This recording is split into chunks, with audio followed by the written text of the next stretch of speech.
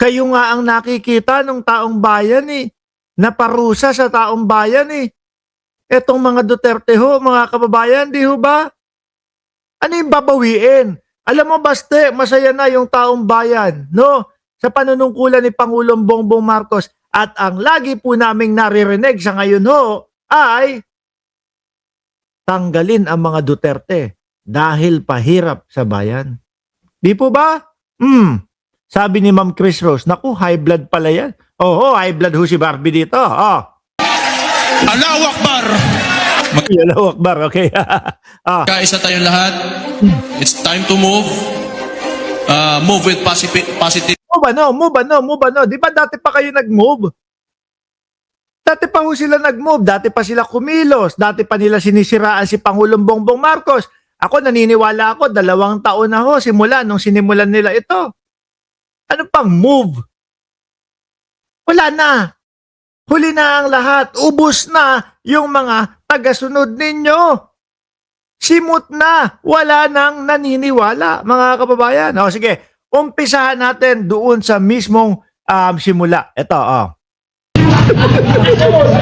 Saan nagbukas ng usapin ng flood control na may mga ghost project? O yan, si Pangulong Bongbong Marcos. Galing na ho mismo yan. Ano po? Kay Baste Duterte. Si Pangulong Bongbong Marcos ang nagbukas ng usaping flood control. Di ba? Ay di! Andali! Yung terpat mo, binuksan din yan nung panahon nang siya ay nanunungkulan. Naalala niyo ho yun? Upo, dating Pangulong Duterte, ganyan, no? Upo. Tapos, kinausap ng mamamayang Pilipino, sabi, madami ang problema ng korupsyon diyan sa DPWH. Pero, 6 na taon nakaupo si Tatay Digong. Walang ginawa, walang nalutas, walang naipakulong, wala kahit sino. Di po ba? Ngayon, kay Pangulong Bongbong Marcos, nung sinimulan, ayan, talagang tinuloy-tuloy ho, mga kababayan. Kaya lang, talagang hindi natin masisisi. Bakit po, mga bossing? Nakita nyo naman po yung mga lumantad na mga pangalan. Halos mga malalaki pong mga politiko ang mga pangalang lumantad po. Pero, talagang gusto po na ituloy-tuloy, mga bossing. Yung iba nga po, tahimik na. No? Kabado na. Hindi na nagsasalita para patay yung sunog. Ganun lang naman po yung diskarte ng ibang politiko eh. Kaya ako tumahimik talaga. Ang puta, kala mo naman ang daming alam. Kaya ako tumahimik talaga. Kasi binuksan ni Bongbong Marcos yung flood control na issue. Kala mo naman may ibubuga, boss. No, kung makapaghamon ng sampalan, kung makapaghamon hamon ng suntukan, wala naman din. Eto pa ko kaya. Kasi hinayaan ko na mag-self-destruct yung gago na yan. Kasi alam kong sasabog sa mukha na yan. Because, unang-una sa lahat, pag ikaw eksekutibo, you cannot point at someone else for the mistake. Hindi, sira. Para kang tanga. Ano? Alam niyo mga kababayan, sinasabi niya dito, ikaw ang eksekutibo, ibig sabihin sa'yo nagmula yan, ikaw ang pinanggalingan yan, ikaw ang dahilan kung bakit may mga flood control na. Hindi. Si Pangulong Bongbong Marcos, mga bossing, no?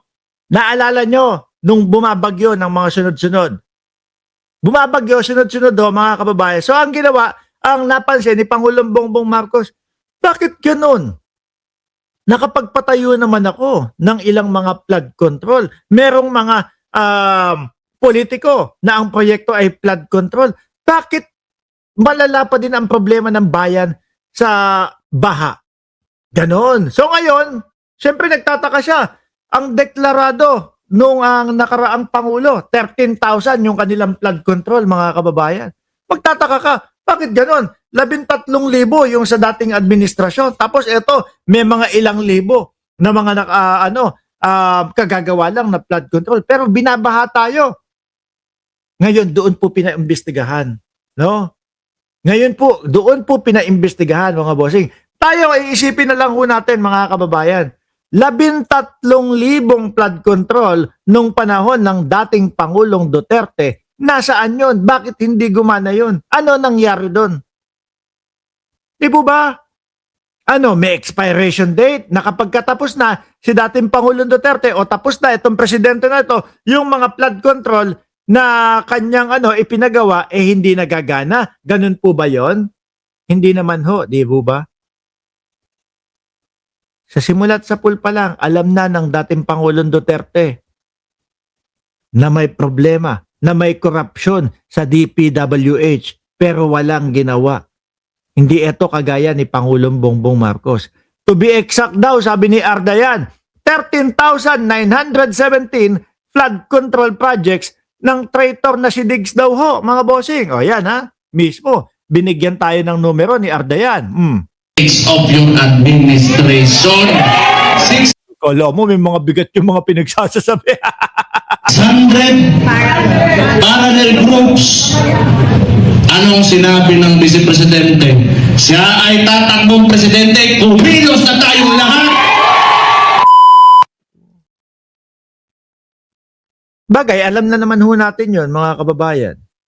Dati pa lang, simula pa lang po, 2022, alam natin na susunod na tatakbuhin ng Vice Presidente ay ang pagkapangulo. Di ba? Wala naman po kasi talagang nabigla o nagulat dyan, mga boss.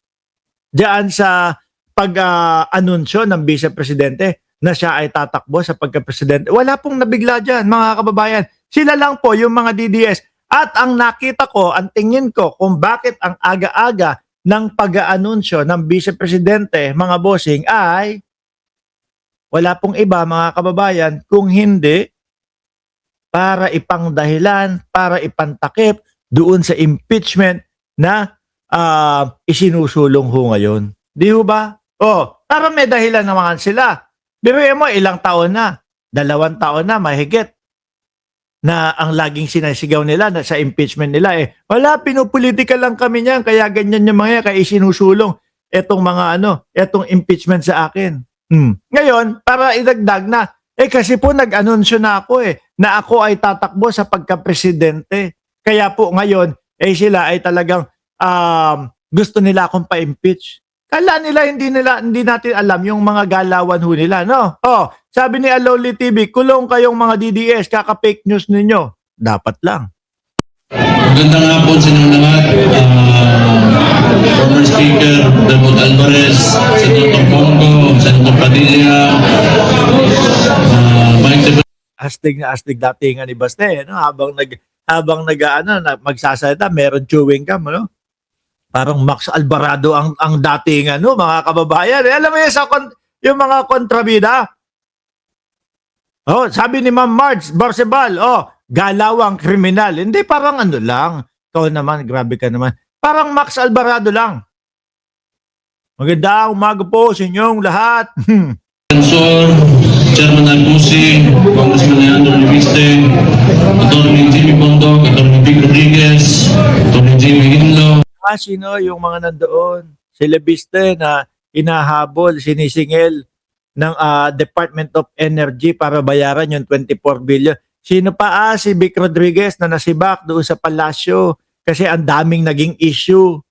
Sugar importation, ang daming naging issue na cabinet position, 100 million, di umano. Kaya ngayon, ayaw na namin kay Bongbong Marcos. Siguro ito ay paraan ng kanilang paghihiganti ho.